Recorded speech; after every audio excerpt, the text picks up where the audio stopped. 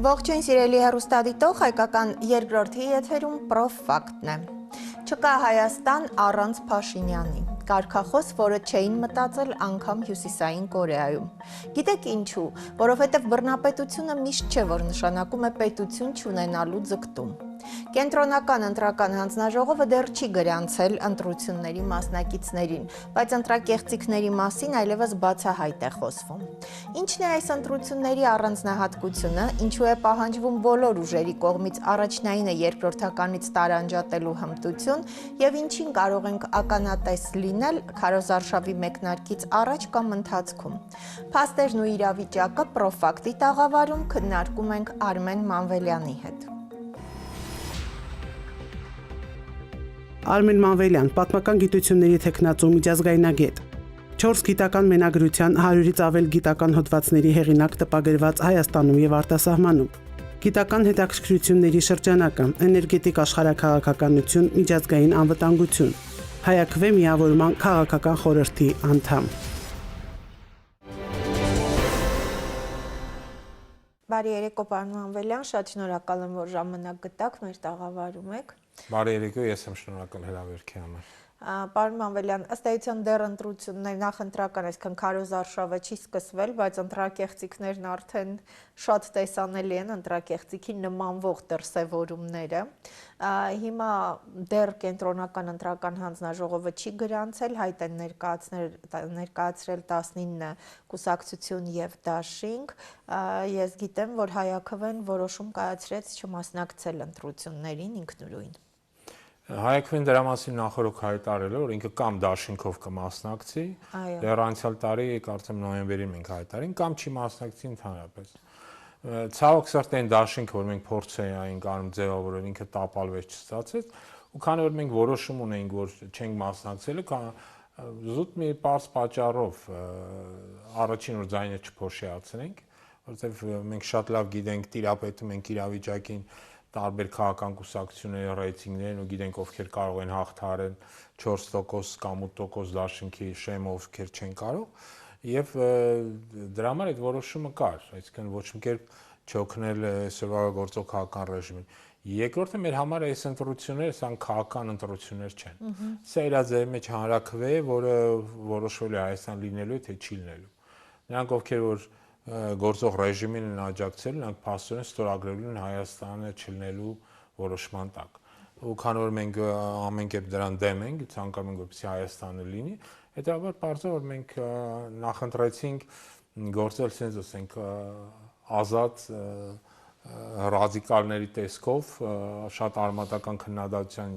ենթարկենք նոր գործող քաղաքական ռեժիմի, ցույց տանք այն սխալները, որոնք նրանք գործել են մինչև ամեկ, եւ կարևորը ցույց տանք, թե ինչ վտանգներ է սպառնում Հայաստանի, եթե ասված չանի, սրանք վերարտադրվեն։ Այո, սրա մասին դուք այս տարիների ընթացքում բարբերաբար խոսել եք նաև մեր տաղավարում, հենց դուք, պարոն Մանվելյան, այնուամենայնիվ հիմա շատ ուժեր, կուսակցություններ, փաստորեն ինչ որ առումով եւ նշում են, որ էգզիստենցիալ գոյաբանական է այս ընտրությունը, բայց նաև վտանգավոր շեմը չհաղթահարելու վտանգի տակ անգամ որոշեցին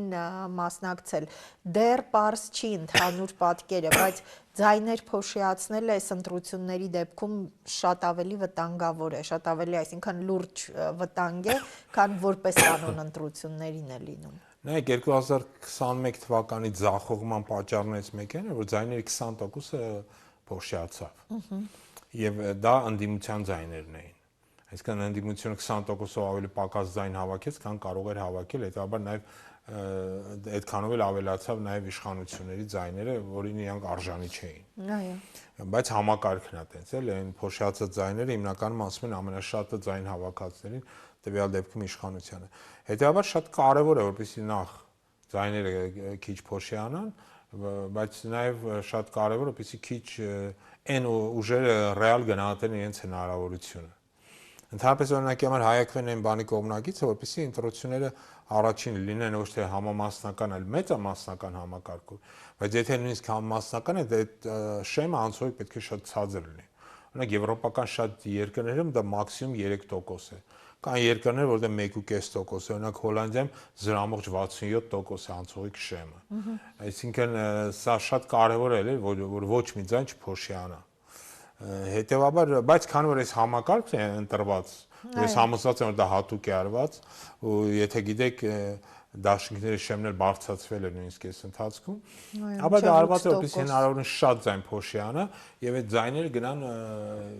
գործող իշխանական ռեժիմին եւ նրա կողմնակիցներին, այսինքն արժանանան այն ձայներին, որոնք իրենց կողմ չեն քվեարկել։ Այսինքն այս քանի որ իրանք խաղեց կանոններն են ընտրել, ապա դրա դեմ պայքարելու ձևերից մեկը քիչ փոշիացնելն է։ Դուք նշեցիք, որ 19 կուսակցություն դիմել եւ դաշինք դիմել է գրանցման, որոշ չափով դա ուրախալի թիվ է, քանի որ նախորդ անգամ 26-ն էին 5 տարի առաջ։ Ես հույս ունեմ մի քանիսին չեն գրանցի, հույս ունեմ մի քանիսն էլ դեռ ժամանակի ընթացքում ինքնաբացառ կհայտարարեն դուրս գան, արդյունքում 15-16 կուսակցություն եւ դաշինք կմնա, որը շատ ավելի լավ թիվ է, բայց այնուամենայնիվ այն մարդիկ, ովքեր իսկապես իրենց ընդդիմադիր են համարում, ոչ մի կերպ չպետք է նպաստեն այսօրվա քաղաքական ռեժիմի վերարտադրմանը, որտեղ ոնց որ նշեցի, սա քաղաքական ընտրություն չէ, սա Հայաստան լինել չլինելու ընտրություն է։ Հետևաբար այս մոտեցման պետք է մոտենալ խնդիրներին, այս սկզբունքով եւ փորձել ամեն ինչ անել, որպեսզի Հայաստանը կարողանա գոյատևի։ Պետք է նպաստել Հայաստանի վերածնունդին։ Այս ավերներից հետո 8 տարի մեր երկիրը ցավոք սրտի գտնվում է պատերազմների, ավերների, ստորացման, բառացիորեն մեկ շաբաթ առաջ Ստեփանակերտում քանդվեց Արցախի ամենախոշոր եկեղեցին, մայր եկեղեցին, Սուրբ Աստվածածինը։ Դուք լսել եք ինչ որ մեկի դրա մասին արձագանքի գործող ռեժիմի պարագլուխը կամ ինչ որ մեկ։ Չէ, ասաց որ եթե նույնիսկ արձագանքում են, ապա դա ավելի շատ նման է, որ արդարացնում են այդ քանդերը։ Այո, նշեց, որ դա բարձրացնելու հարց չի միջազգային։ Սա, ասենք, որոշակի մեսիջ է Հայաստանի նկատմամբ, չէ, ասենք, թե նույն Ալիևը, որը իբր թե աջակցում է այսօրվա ռեժիմին, ու նույնիսկ դրա համար ինքը, ասենք, ասեմ, ժամանակավոր չի սրում իրավիճակը սահմանին, որպեսզի սրանք կարողանան վերարտադրել, բայց միաժամանակ Ստեփանակերտի մայր եկեղեցին քանդելով, դեպս առաջին եկեղեցին չէ, սա արդեն երրորդ եկեղեցին որոնք ավերում են, այսինքն մայր եկեղեցին քանդելով ինքը ցույց է տալիս այն արհամարանքը, որ ինքը ունի ոչ միայն այսօրվա ռեժիմի նկատմամբ Հայաստանում գործող, այլ հայ ժողովրդի նկատմամբ, սա մեսիջ է, ատելության մեսիջ է Հայաստանի ժողովրդը եւ դա այդպես էլ պետք է ընկալել։ Չպետք է երեսները թեքել, ասել, չէ, գիտեք, Ալիևը այնտեղ խաղաղություն ծրվում։ Չէ, Ալիևը եկեղեցի է քանդում, ամբողջ իրանց Տատիկ-պապիկի արձանի ապա մոնտաժման մասին են 2 օր է։ Եվ ես համոզված եմ, այդ ամենը լինելու է։ Ոչնչացնել ավերելը այդ մարդկանց արյան մեջ է։ Եվ այդ մարդիկ չեն պատրաստում հայության հետ գնալ խաղաղության, ենք ցանկանում են Հայաստանը գրավել ներսից։ ԿՊ-ի միջոցով, մյուս քաղաքական ուժերի միջոցով, որոնք սրանց են աջակցում, Հայաստան մի կողմից եկեղեցի են ավերում հայկական, մյուս կողմից էժան ինչ որ բենզին են ուղարկում, ոնց որ ցույց տալու համար, որ այս ասենց լափի նման ոնց որ լցնում են առաջներ, ասում են կերեք, էլի ոնց որ 2 օր առաջ շատերը հավաքվել էին ձերի խորոված ուտելու։ Այսինքն այս արհամարանքը, որը կա այսօրվա ռեժիմի, նրա գործընկեր Ալիևի կողմից, սա պետք է ընկալել, որպեսզի մարտահրավեր սովորական միջին վիճակագրական հայ մարդը ու հասկանա, որ այսօրվա ռեժիմը պետք է հեռացվի։ Հակառակ դեպքում իրենց երեխաների ապագան վտանգված է։ Հակառակ դեպքում կարող է կրկնվել այն, ինչ որ եղավ Արցախում, որտեվ իսկ Արցախում այդ ամենը եղավ, որտեվ 2021-ին Նիկոլը վերարտադրվեց։ Եթե չվերարտադրվեր, հիմա Ստեփանակերտում հայեր էին ապրելու։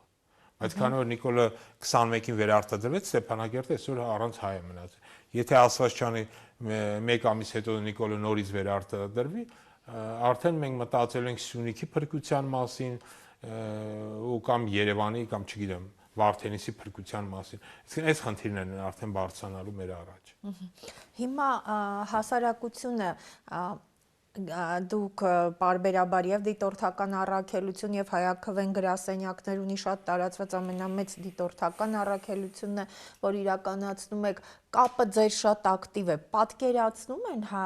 հասարակությունը հասկանում է ի վերջո ինչ ընտրություն է սա, որն է առանձնահատկությունն է այս ընտրության, պարոն Մանվելյան։ Նայեք, նախ սկսենք դիտորդականից։ Ցավոք սրտի այս տարի իրանք մեր դեմ օրենք ընդունեցին, այս տարի չէ, կարծեմ դեկտեմբերի վերջին։ Այո, այս օրենքը ձեր դեմ է։ Դեմ հայաքվե, որպեսզի հայաքվեն այլևս դիտորդական առաքելություն չանեն, մենք ցավոք սրտի չենք կարող դա անել։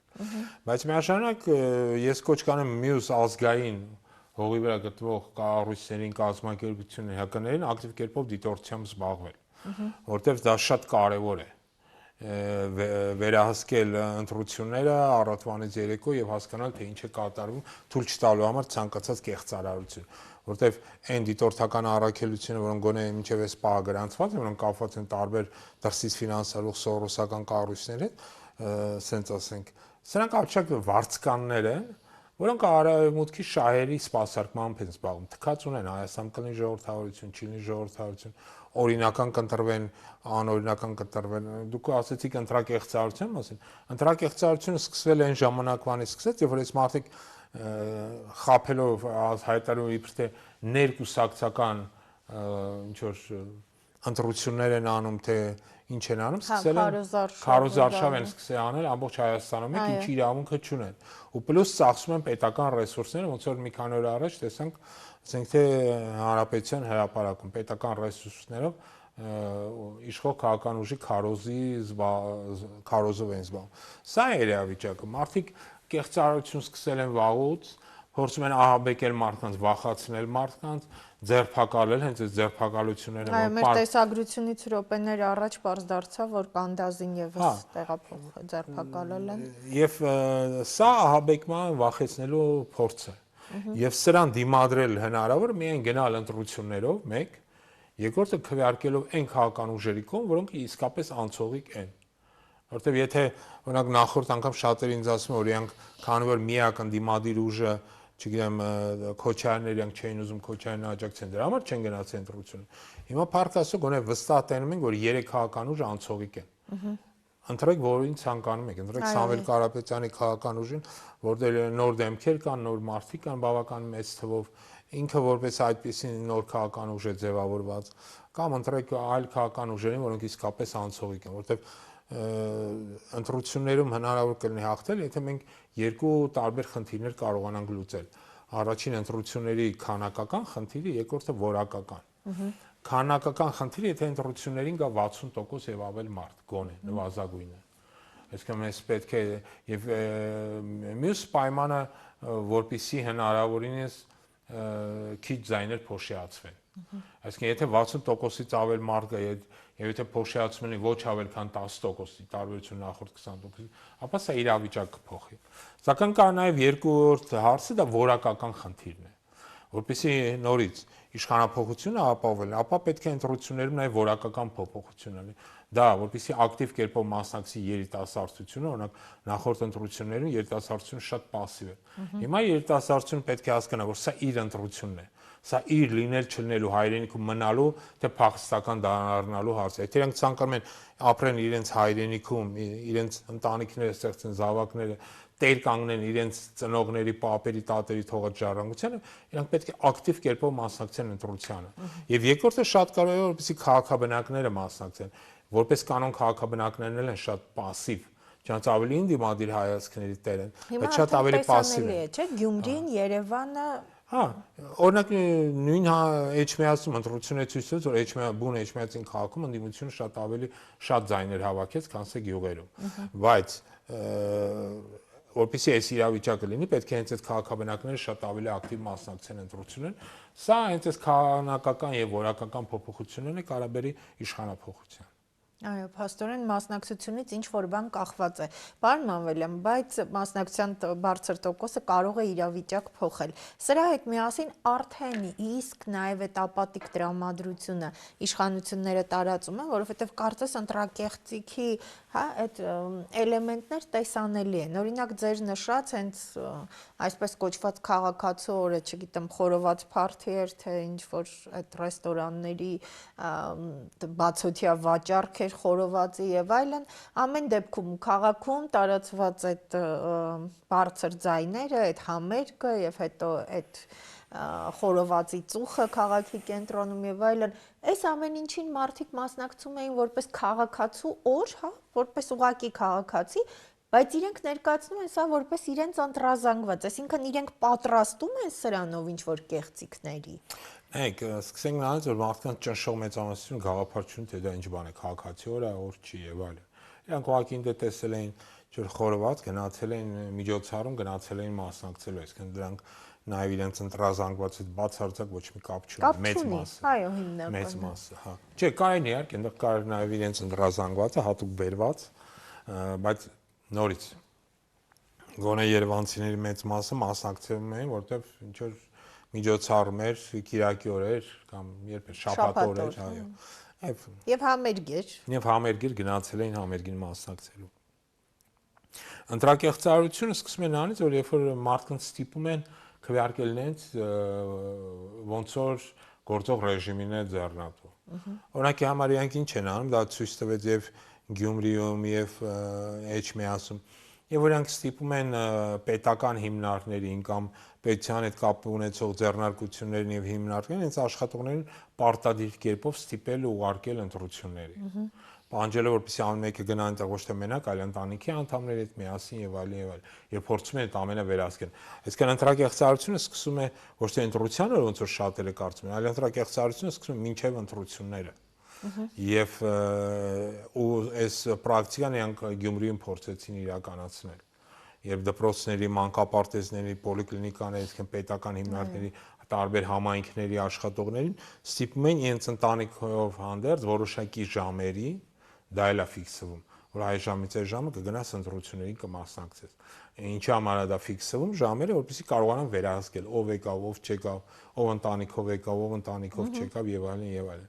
Բայց միաժամանակ նաև հենց Գյումրու փորձը ցույց տվեց, որ այդ մարդիկ, որոնք եկել են ու իրենք վստահ են, որ դա իրենց ընտրազանգվածը, մտնելով ընտրատեղամասեր, շատերը քվեարկել են ոչ նենց, ոնց որ ԿՊ-ն սպասում է։ Այսինքն սա ընդունելի տարբերակ է եւ այս ուղղությամբ նույնպես պետք է աշխատել, որ Միանշանակ։ մարդկանց հասկանալի դարձնել, որ քվեախցիկում որևէ մեկը չի կարող ձեզ Իհարկե, վերահսկել։ քվեախցիկը այնտեղն է, որտեղ ձեզ վերահսկել ոչ մեկը չի կարող։ Դու կարող եք ընտրել նենց, ձեր խղճի, ոնց ասում են, մտոք եւ որ հասկանալու համար սա ձեր երեխաների ապագայի հարցն է, որովհետեւ ձեզ շարունակաբար չստորացնեն, չխաբեն, որովհետեւ չվախացնեն, որովհետեւ բառացիորեն այս վերջերս մենք մի հատ ֆիլմ էինք նկարահանել հայաքվեի ֆինանսավորմամբ, Հովհաննես Իշխանյան ֆիլմ էր նկարահանել Հայաստանում ադրբեջանցիների հնարավոր վերադարձի մասին, հանդիպելով նաև այն գյուղեր քաղաքներ գնալու, որտեղ ժամանակին ապրել են ադրբեջանցիներ, փորձելով խոսալ մարդկանց հետ, թե ինչպես է եղել, ինչպես են վերաբերում դրա վերադարձի գաղափարին եւ այլն։ Օրինակ ամբողջ Ամասիայում չգտնվեց մի մարդ, որը ցանկություն հայտնի կամերայի առաջ դա մասին խոսեց, կան վախին այս մտնոլորտ են այս մարդիկ ստեղծել, որ մարդիկ վախենում են դրա մասին խոսալ։ Եվ որ հիշում ենք էլի մի երկու շաբաթ առաջ թուրքերը վիդեո տարածեցին, ոնց են եկել Ամասիայում նկարահանումներ արել։ Ասել են որ այստեղ մենք ապրել ենք եւ այլն եւ այլն։ Իսկ Երևանից գնացած մարդկանց Ամասիայում ապրող հայերը վախենում են կամերայի առաջ խոսան, թե ինչպես են վերաբերում թուրքերի հնարավոր վերադարձին։ Այսինքն որպեսզի այս վախի մթնոլորտը կոտրենք, մենք պետք է նորից այսօրվա քաղաքական ռեժիմին հեռացնենք։ Այլ ճանապարհ ուղղակի չկա, որտեղ անդադ նույն բանը կրկնվելու է։ Թուրքերը գալու են Ամասիայում, Երևանում հանգիստ կերպով նկարվեն, վիդեոներ նկարահանեն, տարածեն։ Դե հենց այդ քաղաքացու օրը շատ էին գորշ գայլերի այդ։ Իսկ ասենք թե հայաստանցին, երևանցին, ամասիացին կամ մեկ այլ տեղի հայ բնակիչը վախենում է կամերայի առաջ խոսալ այդտեղով թուրքերի հնարավոր վերադարձի մասին։ Իսկ որ թուրքերը վերադարձի հարցը ամեն օր դա խոսում են դրա մասին, դա կարող եք բացել ադրբեջանական ցանկացած լրատվամիջոց եւ հիմնական թեման դա է։ Այսպես կոչված արևմտյան Ադրբեջանի թեման է, Հայաստան վերադառնալու խնդիրն է։ Իրանք չեն թաքցնում, որ Հայաստանյան գալու են ոչ թե տանկերով, այլ մեքենաներով են գալու։ Եվ այդ ուղղությամբ շատ լուրջ աշխատում են եւ իրենց աշխատանքներից մեկն է նաեւ նա, որպեսզի հնարավորություն տան այսօրվա ռեժիմը վերարտադրվի։ Այսինքն եթե մարդիկ ուզում են ադրբեջանցիները գան Հայաստան եւ մտնեն հայկական գյուղեր տները ու վերահսկողությունը, ասած իրանք գնան կընտրեն այսօրվա ռեժիմին։ Եթե չեն ուզում եւ չգնալու դեպքում էլ կարող է եւ նույնը կանեն, եթե չգնան։ Այո։ Իսկ եթե չեն ուզում, պետք է գնան եւ ընդդիմադիր հիմնական ուժերին աջակցեն։ Սրա հետ միասին մի քիչ թերահավատություն կա հասարակության մեջ, պարոն Մանվելյան, քանի որ շատ բացահայտ անընդհատ նշում են Մոլդովայի օրինակը եւ Հայաստանի իշխանությունը, պետությունը դիմել է արևմուտքին, հա, Եվրոպան այսպես օգնող մեր հիբրիդային այդ պատերազմից մեր երկիրը փրկողների խմբեր է ուղարկելու, որոնք պետք է հետևեն ընտրություններին, որպեսզի Ռուսաստանը չկարողանա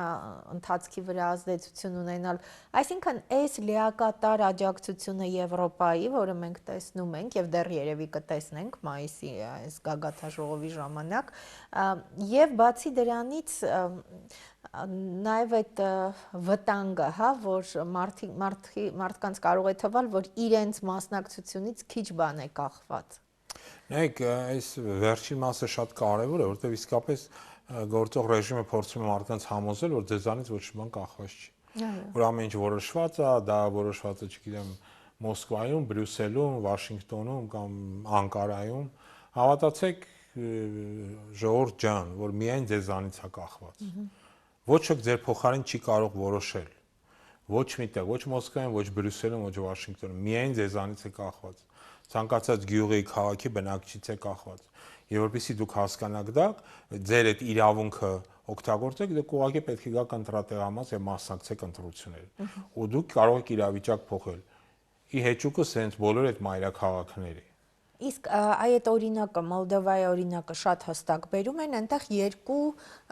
գործիք է կիրառվել, նախ Եվրոպայում այդ ընտրատեղամասերը բացել են, մեզ մոտ այդ հնարավորությունը չկա, եւ երկրորդը վերջին պահին ուղակի հանել են ցուցակից, այսինքն չեն թույլ տվել մասնակցելու։ Կանխատեսելի համարում եք այսքան բացահայտ այդ օրինակը բերելու դեպքում մեզ մոտ նման սցենար։ Նայեք, բացառել ոչ մի հնարավոր չէ, որտեղ այսօր ռեժիմը ինքը քանի որ պարբերաբար սահմանադրությունը խախտելու շատ մեծ փորձ ունի, ու մինչև մել անում է դա։ Հիշենք էլի, այսօրվա ռեժիմը մտել է ընտրապայքարի մեջ, որտեղ սահմանադրական խախտումներով, ասենք թե խոստումներ է տալի, օրինակ ընդդեմ եկեղեցու, որ իր պատերազմը ընդդեմ հայաստանյան առաքելական սուբ եկեղեցու կշարունակի, եւ դա իրենց նախընտրական քարոզչության մեջ կա, ինչը հակասահմանադրական է։ Բայց հետեւաբար բացառել չեն կարող, բայց նորից եմ կրկնում, մարդիկ պետք է հասկանան, որ իրենց ընտրատեղամաս գալուց է կախված, թե մենք ոնց ենք զարգանալու, դա Հայաստանը դառնալու է թուրքական վիլայետ, թե Հայաստանը վերջ-վերջո ինքնիշխան պետություն է դառնալու։ Նայեք, ես ուզում եմ այս ինքնիշխանության վրա նույնպես օգտագործել, որտեղ այսօրվա ռեժիմը շատ է խոսում, իբր թե իրանք ազատվել են Արցախից եւ այլն տենց տերմիններ են օգտագործում, ու որպեսզի Հայաստանը դառել է ավելի ինքնիշխան։ Ու դրա հետ միաժամանակ ենք պատերազմը սկսել եկեղեցու դեմ։ Ինքնիշխանության հիմքում ցանկացած ազգի ու պետության դա պետական, դա ասենց ասեմ, մշակույթն է, ազգային ինքնությունն է, ազգային մտածելակերպն է։ Իսկ այդ ազգային ինքնություն, ազգային մտածելակերպ, ազգային եկեղեցու, իրենք դրա դեմ ինչու են պատերազմ սկսել, որպեսզի վերացնեն հայ ազգի ինքնիշխանությունը։ Եթե դու չունես լեզու, չունես կրոն, չունես եկեղեցի, չունես մշակույթ ազգային, դու ինքնիշխան չես կարող լինել, ոչ պետական համակարգով, ոչ առանց պետական, որտեղ հայ ժողովուրդը 1700-ամյա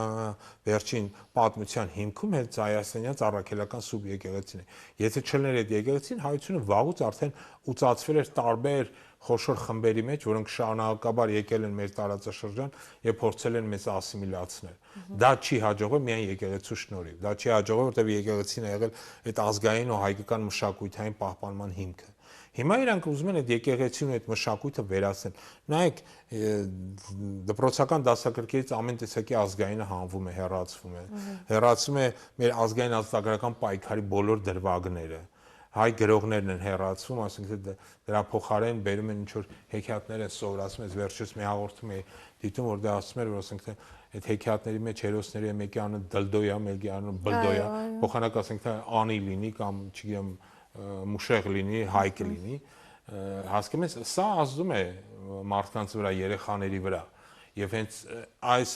ազգային ինքնության ոչնչացման հիմքում, որի հիմքում հենց մշակույթն է, գնալով դրա ոչնչացմանը, իրանք ուզում են ոչնչացնել մեր ինքնությունը, մեր ինքնիշխանությունը, ու Հայաստանը կդառնա թուրքական վիլայետ, սա է իրենց նպատակը։ Սա մոտակա նպատակը չի հեռակա, բայց իրենց սրա համար պետք է անպայման վերարտադրվել։ Ու ես համոզված եմ, որ այդ խնդիրները դրած էր իրենց առաջ, ու իրանք դա փորձում են լուծել։ Հիմա սա պետք է արգելելու հիմնական ձևը գնալ ընտրությունների մասնակցել եւ թույլ չտալ, որ սրանք վերարտադրվեն։ Սա է։ Որտեղ ցավոք սրտի սա էլ փաստ ենք։ որ հայ ժողովրդի մի ահռելի զանգված մոռացել է իր ազգային ինքնությունը։ Ու պատրաստ է աջակցել ցանկացածին, անկախ ով ուզում է լինի։ Ցավոք սրտի վաղը երկի վարչապետի անունը Աբդուլ Համիդ կլինի, իրենք կգնան այդ Աբդուլ Համիդին կողմ կքվեարկեն։ Ցավոք սրտի մենք այդ փորձն էլ ունենք։ Այո, եւ այստեղ նաեւ նոր մարտահրավերներ են ըստ էության սպասվում մեզ հենց տնտեսական առումով, եթե հաշվի առնենք Ռուսաստանի նախագահի վերջին այսպես հանդիպման ժամանակ բաց տեքստով խոսել եւ այլն, այսինքն տնտեսական ճնշումներ մենք այս կողմից էլ կարող ենք ունենալ մեր այս միայն Եվրոպա եւ անընդհատ ամեն ինչով Եվրոպային ընդօրինակելու առանց հույս ունենալու, որ մեզ այնտեղ որևէ մեկը ինչ որ ժամանակում թեկուզ 10-20 տարի հետո պիտի ընդունի։ Նայեք, այս մարդիկ մի հատ քաղաքական ոճ են ընտրել, որը կոչվում է շանտաժ։ Այսինքն փորձում են մարդկանց վախացնել, մեզ չընտրեք, պատերազմ կլինի տերմինով։ Հենց այդ բայց իրականության մեջ ամեն ինչ հակառակն է։ Հենց իրենք են պատերազմ բերել մեկ, վերջին հիշենք էլի, երբեք հաջորդ 8 տարվա մեջ 4-5 պատերազմի մեջ չէր եղել։ Հիշենք 20 թվականից հետո 2-3 եւս խոշոր ռազմական գործողություններ են եղել, որ են 200-ից մինչև 400 տարբեր թվեր կան, ասենք թե 2022-ի նոյեմբերին էր կարծեմ թե սեպտեմբերի բախումների ժամանակ 250 հայ զոհվեց սահմանին, 2023-ի Արցախի հայաթափան ժամանակ 400-ից ավելի հայ զոհվել եւ այլն եւ այլն։ Այս մարդիկ անդադ պատերազմ են բերում։ Հիմա Հայաստանի տարածքների մի մասը հանձնած է Ադրբեջանի, որը ոչ միայն չի պատրաստվում հեռանալ, այլ նաեւ շարունակաբար պատրաստվում է առաջ գնալ։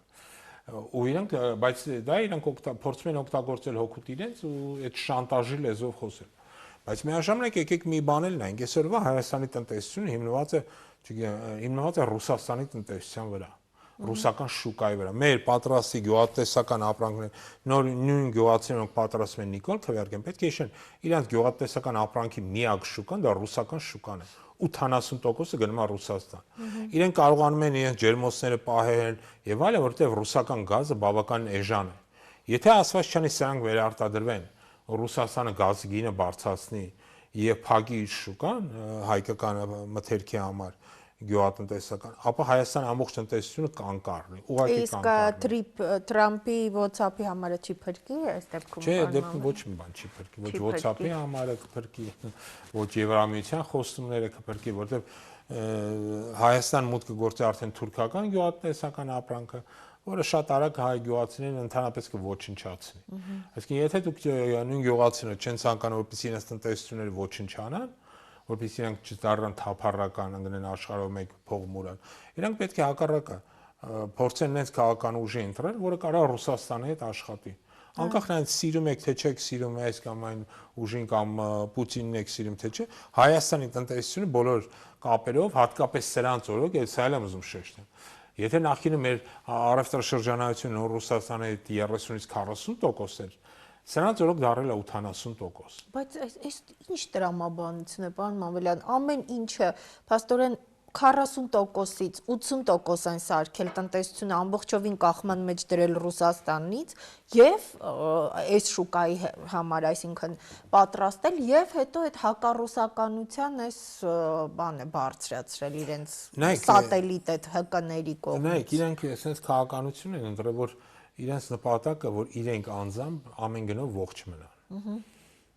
Հայ ժողովուրդը, Հայաստանի գոյաբանությունը հենց հետաքրքիր չի։ Իրենց հետաքրքիր իրենց ամեն կերպով կենթանի մնալու ֆակտորը, քանի իրենք հասկանում են, իրենք պետական հանցագործություններ են գործել, պետական հանցագործությունների համար իրենք պատասխան կտան միայն այն դեպքում, եթե կորցնեն իշխանություն, սա էլ խոսում եմ ասում, ամբողջ պետական մեքենան ինքը իր ձևի մեջ հիվանդ է, որը չի պատժում դավաճաները, որտեղ դավաճաները ունեն բարձր պաշտոններ։ Եվ դրա համար իրենք պետք է ամեն գնով մնան։ Պետք է նորից կվազեն Մոսկվա, կխնդրեն Պուտինին,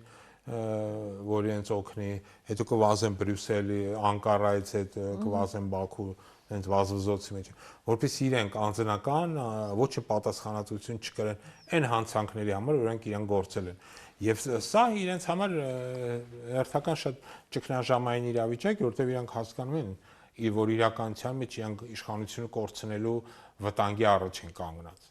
Որպեսզի դրա դեմը պայքարեն, հիշում եք, մի քանի օր առաջ, մի երկու շաբաթ առաջ գնացել էր Մոսկվայը, հիմա կարծեմ նորից հայտարարեն, որ նորից է պատրաստում Ռուսաստան գնալու եւ այլն եւ այլն։ Այսինքն, այստեղ բոլոր սցենարները հնարավոր, դուք նշեցիք Մոլդովականը, հա, բացառված չի, որ ինչ որ պահի, ինչ որ քաղաքական ուժերի հիմնական անցող կփորձեն արգելել, թույլ չտան,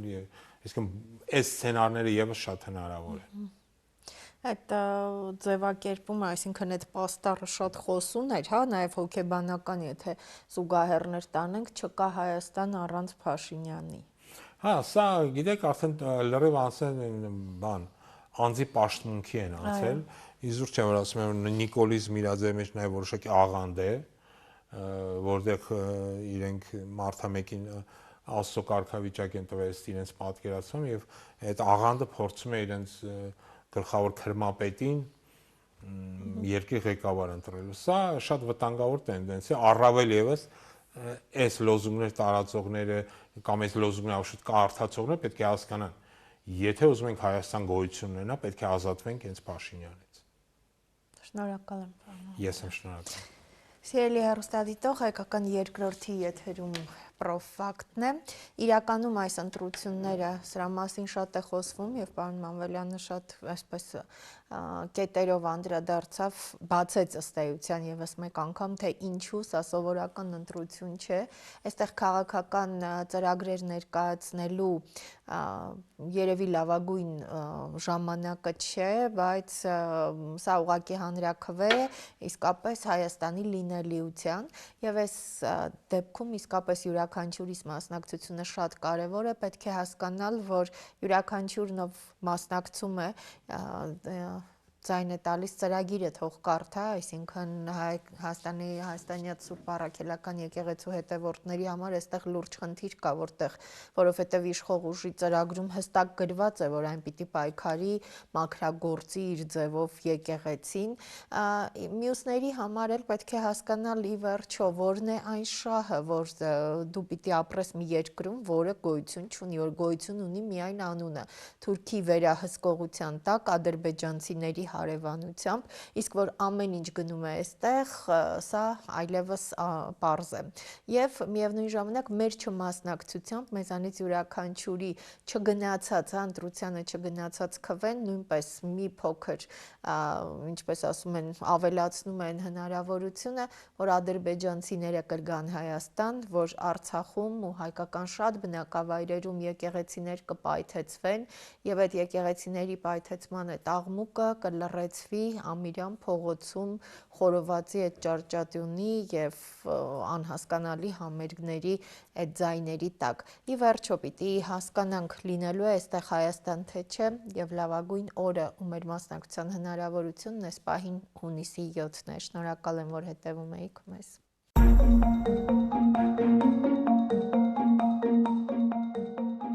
Եթե 2021-ին Փաշինյանը չընտրվեր, Արցախում հիմա հայեր կապրեին։